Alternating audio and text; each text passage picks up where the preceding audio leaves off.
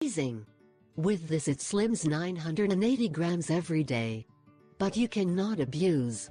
I know you are interested in losing weight, but before you start following these healthy tips, you must be consistent and not faint on the first try.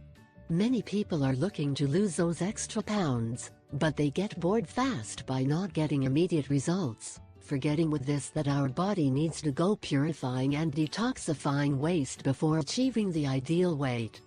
To begin, we will say that turmeric is a root that is used as a seasoning, and also helps to lose weight, has a great antioxidant, anti-inflammatory and antiseptic power. It is widely used in Indian cuisine. Lemon and turmeric for weight loss. 1 serving a day of turmeric, it gives you many healthy properties and a good potential to lose weight. Turmeric should not be lacking in the daily diet as it cleanses you of toxins and protects you from diseases. For its part, the lemon removes the fat from the blood of our body. It is a natural diuretic, it strengthens our immune system.